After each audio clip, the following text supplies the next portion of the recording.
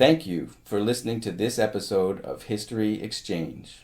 Danke, dass Sie wieder dabei sind bei dieser Episode von History Exchange.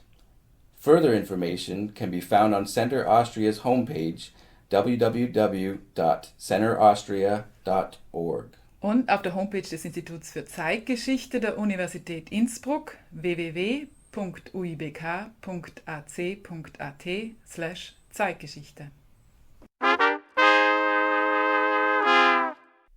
Welcome to today's episode of History Exchange. I'm Cass O'Brien, and I'm here with my interview partner, Matt Rurzo. Today is Tuesday, October 24th, and this interview was recorded remotely. Our guest today is Dr. Hannes Richter. Dr. Hannes Richter received his PhD in political science from the Department of Political Science at the University of New Orleans. He currently works at the Embassy of Austria in Washington, D.C. as the Deputy Director of the Austrian Press and Information Service in the United States. Dr. Richter recently contributed to the book Towards the American Century, Austrians in the United States, and its companion online archive. And I'll now let Cass take over the first segment. Okay, our first question is hopefully an easy one. It's something we're asking all the interviewees. Usually we would pick a country, but because you have so much experience in both the United States and Austria, what is the first image that comes to mind when you think of Austria? And then on the opposite end, what is the first image that comes to mind when you think of the United States? Well, that's a good question. And let me say thank you also for having me on this program. Very happy to be here. When I think of Austria on a personal level, of course, I think of home first. Home for me is the city of Innsbruck. That's the street that I grew up on in the city, my friends that I still have there, and the favorite places that we like to meet and hang out. Not just back in the day when we all went to the University of Innsbruck or before that, but also in the present. When we get together, we have our comfort spaces, so to speak, where we meet. And when I think of home, when I think of Austria, these kind of images pop into my mind first. Now, with the United States, it's, of course, again, from a personal perspective, it's Washington, D.C., place of life and work for me presently. But in terms of more stereotypical terms, when I did not live in the United States yet, it's actually kind of funny. When you said America or United States, what popped into mind was a street scene that was informed by the quintessential horror movies of the 1980s because they all featured similar settings in the outside. I'm talking Halloween. I'm talking Friday the 13th. I'm talking, the Freddy Krueger movies.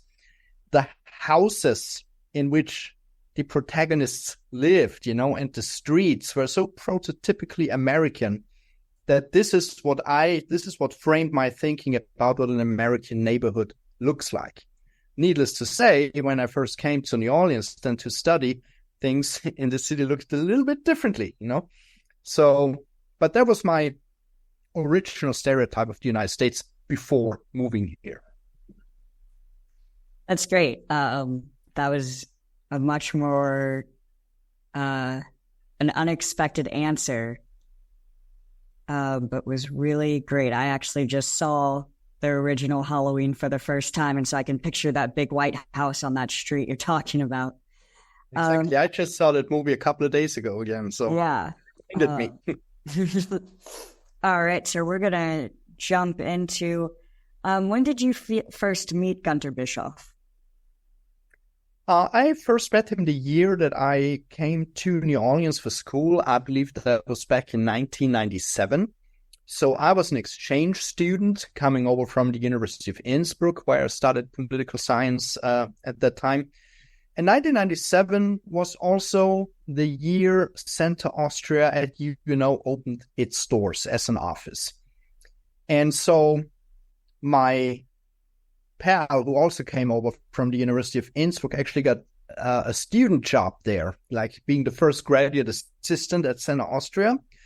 And so by proxy, I also hung out there quite a bit. This is where we got to meet Gerhard Griesner, who is still there, of course, and also Günther Bischoff, who, if I'm not mistaken, and correct me maybe later if I'm wrong, at that point, I believe he was either the assistant director or associate director of the center.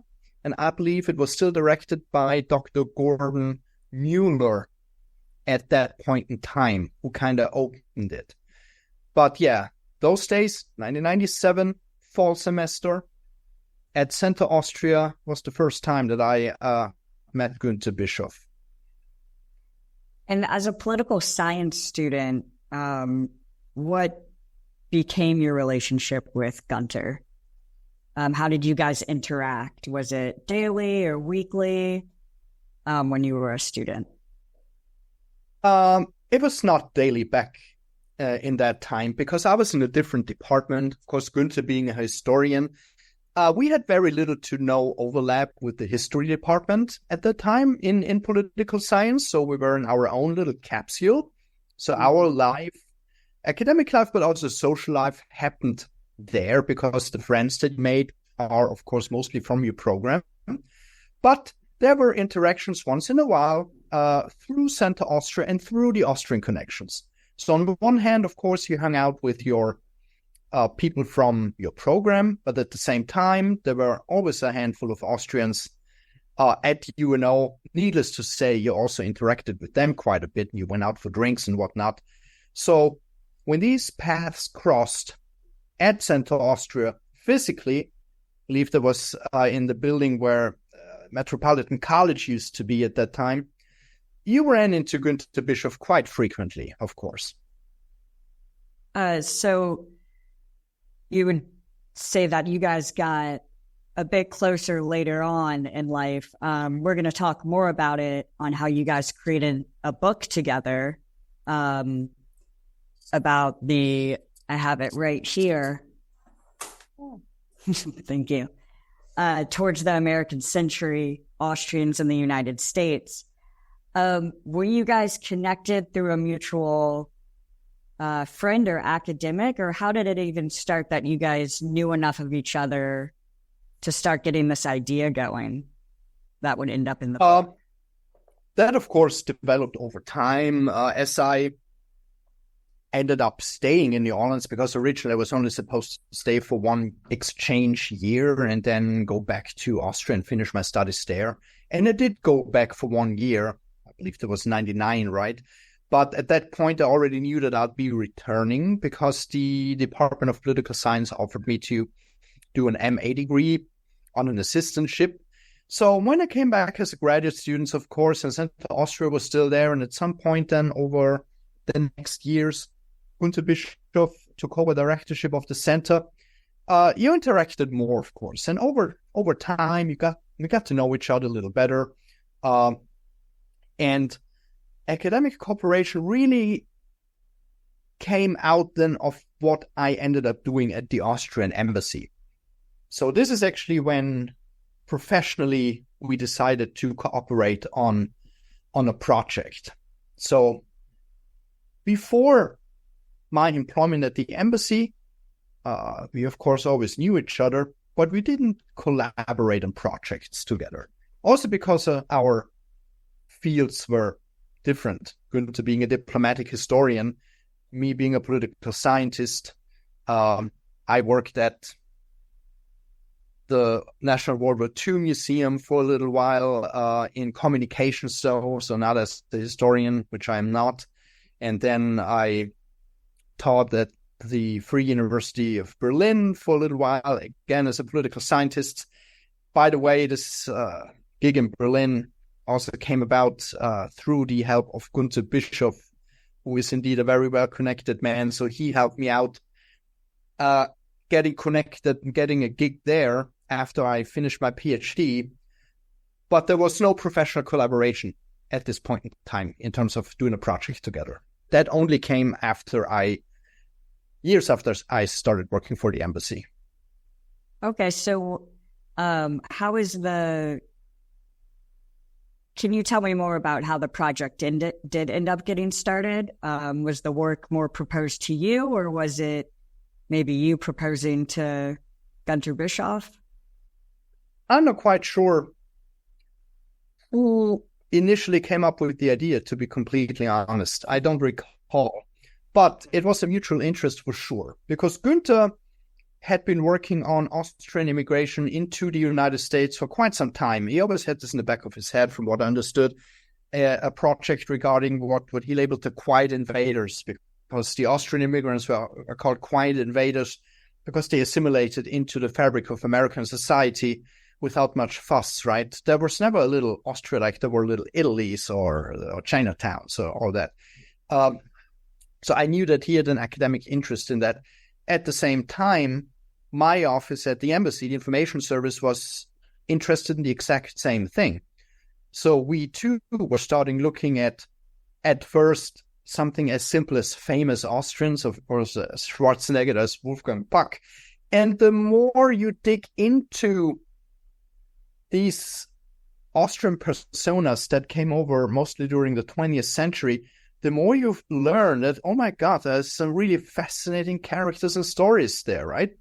So we got to talk, and at the end of the day, we decided, let's do an exhibition and a corresponding book project on that issue, Austrian immigrants to the United States. And we ended up labeling it Towards the American Century, Austrians in the United States, because it mainly focuses on the 20th century, which we argue is also labeled the American century of the rise of the United States after World War II, rise of modernism, American optimism and exceptionalism and all that, right? That's great. What are the ways that you guys each collaborated in your own way and really well together? Like, would you say that you, while looking over the book, it shows that you, I don't know the term, but in charge of the photos? Or... Yeah. There was a fairly clear division of labor between the two of us. That's what I'm getting at. Yeah. Günter wrote the text, which came natural to him as a historian, as an accomplished writer. And I was in charge of finding the photographs for the book and for the exhibition. So I had to research that and find those pictures and clear the rights for them. And then I took over the production of the exhibition that was shown here in Washington, D.C., and also in New Orleans a little later at the UNO Fine Arts Gallery on campus. And the book was then produced between the two of us, and of course with the big help of the University of New Orleans Press and the graphics designer. They are tasked with layouting the book. It was a pretty laborious process to get the book to look what we wanted it to look. But it was kind of hard to communicate something that you have for your mind's eye verbally or through email to a designer. So still to this day, very grateful to this gentleman because he was so patient with us and finally designed us a book that we had in mind and that we wanted. But the division of labor between me and Günter was clearly split up. Yeah, it's a beautiful book. Do you have any specific memories or any specific lessons that you remember happening with Günter while working on the book, or any takeaways from that time in your life? Well, nothing drastic. The takeaway for me was that it was super pleasant to work with Günter, who was extremely efficient in delivering the text. So he was much more efficient in doing that than I was at the same time, trying to get the photos together. So it was just an overall super pleasant experience. This is what I remember, or this is what I took away from this project. And it was very well received, also here in Washington by our peers here. So we had a book signing when we opened the exhibition that evening. Günter flew up to DC. He was here, so we signed a couple of books for folks who attended the exhibition opening. So overall, it was a great project, and we had a great time, I think. Great. What did you move on to once the book was complete? Well, there's always things that come up at the embassy, right? But in terms of long-term projects, there's three things that stand out, maybe. First of all was to increase the digital presence of Austria in the United States. This is done through our office. So we expanded in social media and on the web too, redid websites, added more content, started a website for the American Century Project as well. I also digitized an exhibition that Günther has produced for the Austrian Cultural Forum a few years prior to that, on the magical year of 1989 when the curtain came down. So we produced a website for this exhibition here in order to preserve it and make it available for people while it's no longer shown physically. So that's the digital brand, so to speak. Then what we also focus on here is the Austrian image in the United States. So this is what also popped in mind when you asked me your initial question. So I gave you my personal perspective on these things, but we also have been taking a detailed look at what Americans think and know about Austria. So we are engaged in ongoing research projects regarding that. So we teamed up with other universities. Two examples are University of Southern California, who produced a project for us, and more recently was American University, where graduate students conducted focus groups for us on this issue. So that's the second branch here. It's the Austrian image in the United States. And the third one, and now we're coming back full circle, is a continuation of the American Century Project. So that book that Günther and I produced is a bit of a catch-all. It gives you an overview of Austrian immigration to the United States from day one until today. In the book, you find so many fascinating stories and issues that I just had to say we have to continue with this and now dig into certain aspects, take them out and bring them in front of the curtain, right? This is what we've been doing over the past year or two. So we currently have an exhibition on the embassy that focuses on one individual that's also featured in Günther's and my book, called Victor Gruen, an immigrant from Vienna who rose to fame in the United States as an architect and city planner who designed the first shopping malls. So he was called the father of the shopping mall, something quintessentially American, right? Was brought to life by an Austrian immigrant.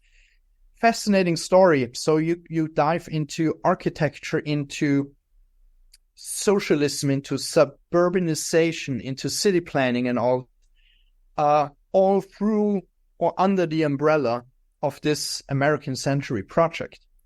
So we are currently working on producing a second book on that issue, Victor Gruen, the American Century and the shopping mall, which I co-author with a colleague of mine here at the embassy, Dr. Joshua Seal. But as you can see, the project that we inaugurated is continued today, and we will continue it going into the future. That's really great.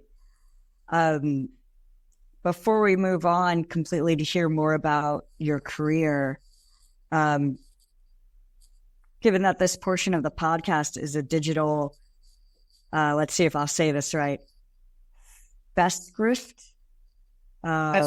Yes. Yes, yeah. Is there any last comments you'd like to share with Günther before we conclude this segment of the interview? The only thing I would like to share really is to say thank you for his continued friendship, his patronage. He has been always such a tremendously helpful individual, and all his good deeds will most definitely be remembered, not just by me, but also by the embassy, and I believe by pretty much everybody who had the pleasure of working with Günther.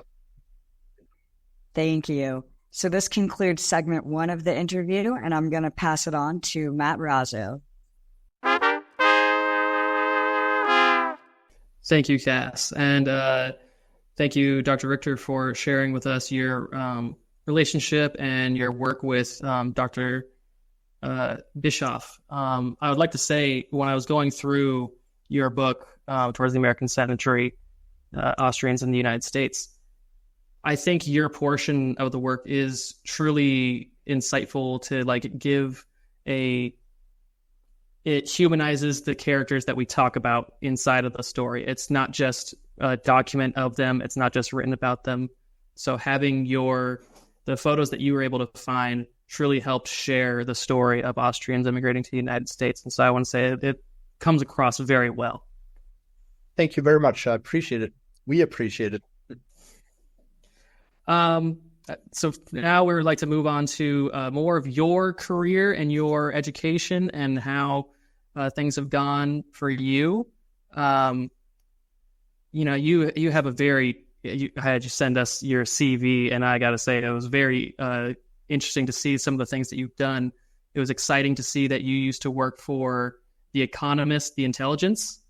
I'm a fan of that particular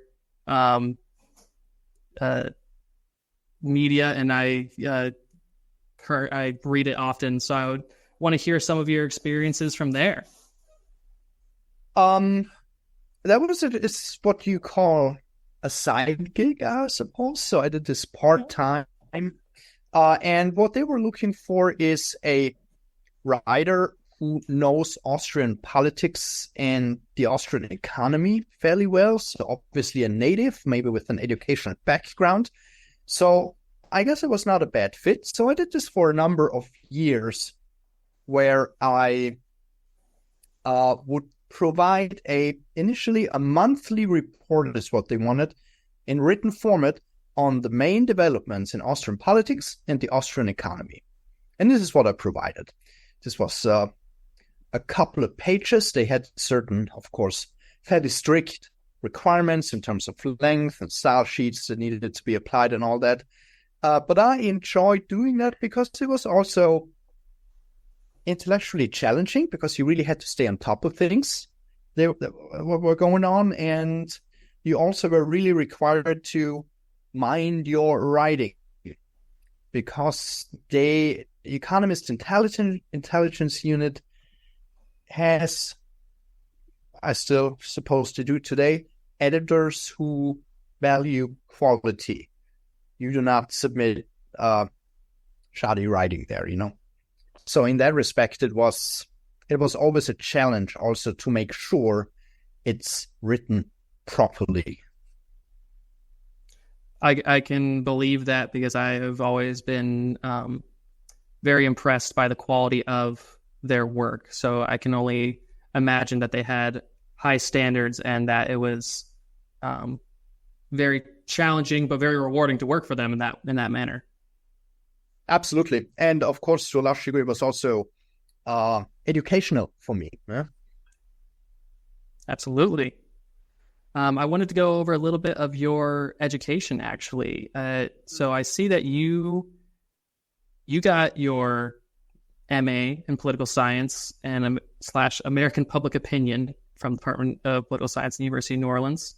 And then you also then got your PhD in political science, and we have your dissertation on the Internet Megascope, the Internet in U.S. presidential elections and its effects on political knowledge and participation. How has your education informed your work since you graduated? At the time the dissertation was written, it was pre-social media. This is when you still talked about the internet, and you were not talking about Facebook or Instagram or TikTok, because all of that did not exist at this point. So it was a very, very different scenario. I since wrote a couple of conference papers that, of course, pose similar questions, but take into account the existence of social media, which was also now quantified in data sets that I could use in order to answer some questions here. I was coming from a bit of a web development background into political science, so it was logical for me then to combine political science and voting behavior with the impact of the web. And coming out of that, I kind of continued that in terms of political communication. Obviously not for a political candidate or a party in my case, but for a country. Because what we're doing here for the Republic of Austria is public diplomacy. So we communicate Austria, whatever that may mean, right, to American audiences who are willing to listen. Some of the same methodologies apply, but yet again, I found myself leaning towards the digital end of things. And so I ended up building up the Republic's web presence a little more in the United States, and also rolled out our accounts on social media as they came into existence. That's great stuff to hear.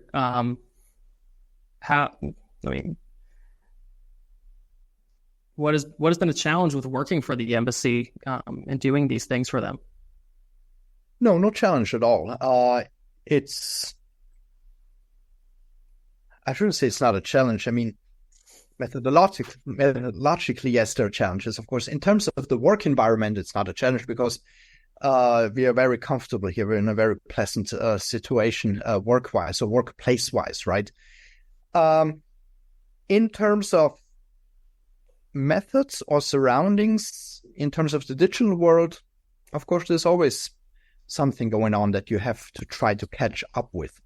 For example, when there was this vast proliferation of different social media channels, there was always an instinct and an urge, oh, we have to be in this one, oh, we have to be on that one. But at some point you learn you have to take a step back, resist that initial urge to be the first in everything, and ask yourself, what are your strategic goals? And on what platforms do you want to be to achieve those goals? What are your tactics that you're implementing? So, for example, the embassy at this point has no presence on TikTok, right? It's not because we couldn't do that, but we decided we don't want to do it because we need to allocate our resources that are limited, of course, to channels where we feel we get the most strategic benefit from. So that has always been challenging, making these kinds of decisions to where do we allocate our resources, our time, our staff time, and our budget, of course. Absolutely. So when new technology, new social media arrives, you guys have to examine each one as an individual tool that can benefit you most. Right. Go ahead. Comes naturally. More recent example is maybe Clubhouse. You remember that? Yes. The audio, yeah. Parts said, no, that's the next big thing. We need to establish a presence there early. And others said, nah, that's going to fade. And we did not engage with Clubhouse at that point. But it's hard to predict. You're always smarter afterwards, right? Yes. Hindsight is always 20/20. Right. So what has been, some of the great experiences you've had working for the embassy at this point? Well, the highlights for me personally are, of course, always exhibition openings, like the exhibition opening for the Victor Gruen exhibit that we have currently on display just happened recently. We were lucky that it was formally opened by the president of the Austrian National Council, who happened to be in the United States. So we had a very high-ranking official of the Republic opening that. But then seeing that people actually take an interest in this work has always been very rewarding. Like during the exhibit opening, we had some between 150 and 200 people here looking at the exhibit, and you get to interact with some of them, and then you learn that they're architects and city planners who really had an interest and actually made an effort of coming here to look at this, and then you can interact with them. These kind of moments have always been tremendously rewarding for me personally, because I believe they also symbolize the essence of what public diplomacy should be. Should be a dialogue between individuals, not countries, but individuals from these places, talking about something of common interest. In this instance, it's urban planning. And that, particularly these days, is very much of interest both in the United States and in Austria. And we can learn a lot from each other in these areas. So we try to facilitate a little bit of this dialogue. That sounds awesome. And when you are doing these exhibits, do you have to kind of examine who your audience is going to be? Because I know your purpose is to represent Austria to the American public, but you're also dealing with individuals and groups that are inside of a certain area of DC, most commonly. Do you have to ever consider what's the understanding level of the people in the area and any other difficulties you have to get through to make sure that exhibit can communicate your goals the best way possible? Absolutely. We do have to take these questions into account. So we do not design these exhibitions or books or other publications that we did for specifically an academic audience, but we design something that is public-facing. In our example, that means if you are a person living in the DC metro area and you walk into our door to see the exhibition about Victor Gruen, we have to assume that you do not know who Victor Gruen was or what he did. So we want to provide you with an experience that helps you understand what he did, who he was, and when you walk back out that door, you're like, okay, now I know. That's the goal. Absolutely.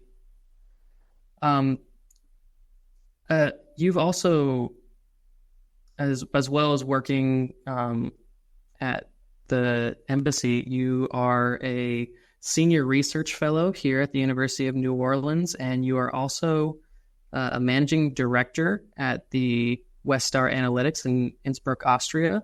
Can you tell me a little bit more about those other roles that you're filling? Absolutely. The senior research fellow position is at Seine Austria's honorary. It's also, again, thanks to Professor Günther Bischoff. It acknowledges our joint endeavors, I believe, that we are continuing into the future. So it's very nice. I'm very grateful to have this affiliation with Seine Austria and UNO, because it provides a continued line between my alma mater and myself as I'm living life in a different city, right? Yes. It gives me a good reason to return to New Orleans regularly, which I will be doing very shortly again, as a matter of fact. So it's keeping us connected, and I like that very much. Now, as for the other role, the Westar Analytics thing is something very, very new that just came into existence about 3 months ago. It's a company, a corporation that I founded in Austria that will provide services relating to the work and experiences that we've been having here at the embassy into the future. But it exists now, but it is not active at this moment. It's being in the process of being activated, right? Absolutely. As Cass opened up for us, we asked you what your perspectives were on, or what you thought, what was the first thing you thought of when you thought of America and Austria? This whole interview has been in part with the University of Innsbruck, and the reason why we ask these questions is to really understand how people interact and think of both of these countries. And they wanted us to ask another one: what American food and what Austrian food are your favorite foods? Well, it's a lot. I do not think that I have one single food item that would qualify as my favorite food. Talking about Austria, I would say it's the Kaiserschmarrn, and particularly the way my grandma made it when I was growing up as a kid. And I always had it with applesauce, so those two have to go together. Now, when it comes to the United States, I could tell you now, of course, I love a good burger, right? But I'm particularly fond of a little fast food chain that they call Waffle House that we don't really have in the immediate DMV area here. So whenever I'm a little further south and their density increases, I'm always very happy to stop by. I like Waffle House. Something uniquely American and also Southern to me. It's a fantastic place. I love it dearly. Yes.